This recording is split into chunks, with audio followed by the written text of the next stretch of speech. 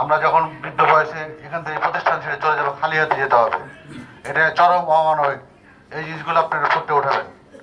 আর যারা আমাদের দাবি মাত্র দুইটা, একটা হলো অভিন্ন সার্ভিস কোড, আর একটা অনিয়মিত বা চুক্তিভিত্তিক যারা রয়েছেন তাদের নিয়মিত করেন। এর বাইরে আমাদের কোনো কথা নাই। যদি আমাদের সার্ভিস কোড অভিন্ন হয়, আপনার 8 ঘন্টা ডিউটি, সাপ্তাহিক ছুটি, ওভার টাইম সহ যত টিএডিএ রয়েছে সব চলে আসবে। তাহলে আমাদের একটা দাবি হলো অভিন্ন সার্ভিস কোড। আর যদি যারা যারা অনিয়মিত রয়েছে, চুক্তিভিত্তিক, কানামোনা, এগুলো একটা প্রতিষ্ঠানে একই কাজে একাধিক লোকজন থাকা কোনো যৌক্তিকতা নাই। বাংলাদেশের কোনো ইতিহাসে কোনো প্রতিষ্ঠানে কাজে বিভিন্ন লোক কাজ করে না। দ্বৈত নীতি বলা যাবে না, এটা একাধিক নীতি, মানে কত যে নীতি আছে তার মধ্যে বলা মুশকিল। আর আজকে যেহেতু আবহাওয়া এই মুহূর্তে খারাপ আছে, আপনারা অনেক দূর দূরান্ত থেকে এসেছেন, এবং আগামীকালকে আবার এখানে দুপুরে খাওয়ার ব্যবস্থা হবে। এবং যারা ওএনডি বিভাগের লাইনম্যান যারা রয়েছেন তারা কালকে অবশ্যই রেস আপে আসবেন। আর যারা এমসিএম অন্যগুলো যারা আছেন তারা কালকে এক সাইডে দাঁড়াবেন।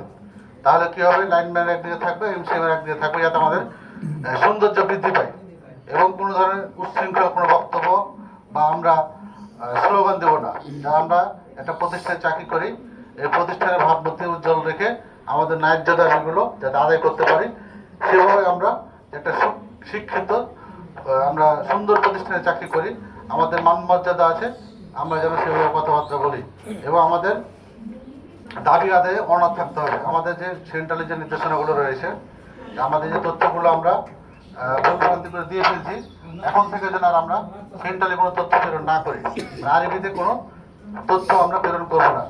আর আপনাদের যারা বিল বিতরণ শেষ হয়নি, আজকে এখন থেকে কালকে সকালের মধ্যে শেষ করার চেষ্টা করবেন, যাতে আমাদের কোনো জনরোষ তৈরি না হয়।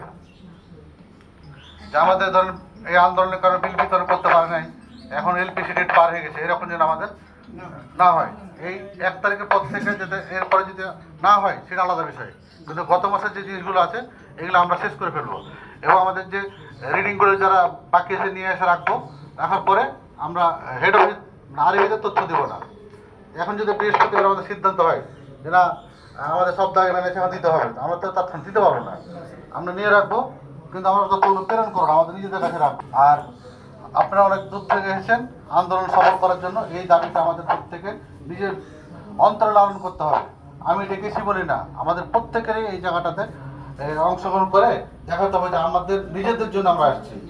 আমরা এই প্রতিষ্ঠানকে আমরা ভবিষ্যৎ প্রজন্মের জন্য আমরা একটা বসবাসযোগ্য, নির্ভরযোগ্য এবং সুস্থ পরিবেশে যে আমরা চাকরি করতে পারি, যারা ভবিষ্যৎ প্রজন্ম আসবে তারা দেখতে পারে যে আমাদের পূর্বসূরীরা একটা আন্দোলনের মাধ্যমে একটা প্রতিষ্ঠানকে একটা ভালো কাজে নিয়ে আসছে। এই দেশ যদি বাংলাদেশ যদি স্বাধীন না হতো তাহলে আমরা কিন্তু অনেক পিছিয়ে থাকতাম। তেমনি আমরা আরবি অনেক সুযোগ সুবিধা ভোগ করে, ওরা কথায় কথায় ওরা বলে যে আমরা বেশি বেতন পাই। তাহলে যেহেতু আমরা বেশি বেতন পাই, তারা আসছে না কেন?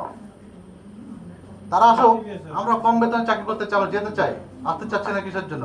হিডেন অনেকগুলো সুযোগ সুবিধা আছে যেগুলো আমরা অনেকেই জানি না।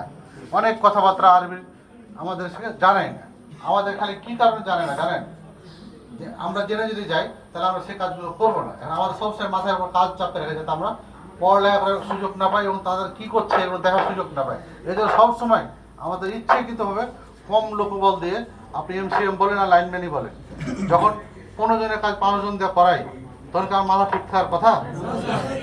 আমি যখন ঢাকা অনেক চাকরি করতাম, ঢাকা অনেক এত কাজের ভলিউম, একটা অফিসে মিনিমাম 3-4 জন এজেন্ট থাকা দরকার। রাজশাহী পিবিএসে এই আজকে ধরেন 50 থেকে 60 মেগাওয়াট ডিমান্ড। আমি যে অফিসে জোনাল অফিসে ছিলাম, ওই একটা অফিসে 60 মেগাওয়াট ডিমান্ড সবসময়। তাহলে কত হিসাব করতে হয়, প্রতিদিনই কোনো না কোনো সিটিপিটি বাস্ট হয়। সবসময় ওই জায়গাতে ঢাকা অনেক হিউজ করে সুযোগ সুবিধা আছে, কিন্তু পরিবার থাকা যাবে না।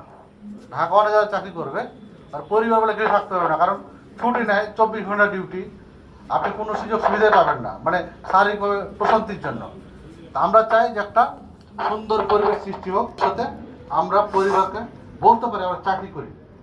আমরা এমন একটা প্রতিষ্ঠানে চাকরি করি যে শুক্রবার ছুটির দিন বাড়িতে খাবার খেতে পাই না। আর বিশেষ করে আমাদের ওএনএম বিভাগ আরো পারে না।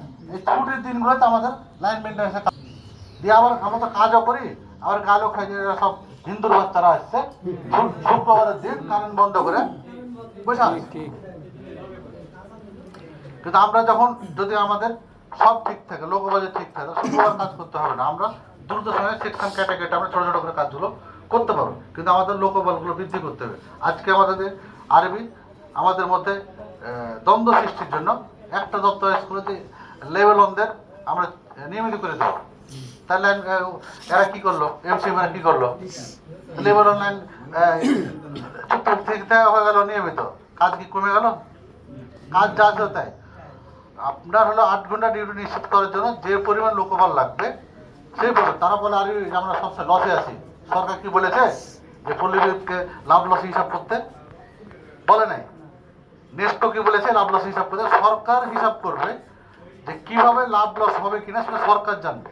সে তোমাকে মাতাব্বরি করতে বলে নাই। এটা কিসের জন্য মাতাব্বরি হবে? আমরা চাই একটা সুন্দর পরিবেশ চাকরি করতে, যাতে আমরা বাড়ির শেষে বিকেল অফিস টাইম শেষে বাড়ি যে পরিবারকে সময় দিতে পারি, বাচ্চা কাচ্চাকে লালন পালন করার জন্য যে সময় দিতে পারি। আজকে আমরা কিসের জন্য চাকরি করতে আসি? পরিবারের জন্য না? তাহলে আমরা যদি পরিবারকে সময় দিতে না পারি এই চাকরির জন্য, এই চাকরি দরকার আছে? আপনার যে টাকায় বেতন পান, আর বর্তমানে যে বাংলাদেশের সক্ষমতা, আমরা যে অটো চালাই এই টাকা বেশি পাবো। তো মান সম্মানে একটু ঘাটতি হতে পারে, বাট আমি এই টাকাটা ইনকাম করতে পারবো। তারপর এখন আমি চা খাওয়ার জন্য আমি ভাড়া নিয়ে যাবো না। কিন্তু আমাদের এই যারা চাকরি করতে এই বলার সুযোগ আছে, সুযোগ নাই। যখন বলে তখন যেতে হবে। কিন্তু আমরা চাই নিরাপদে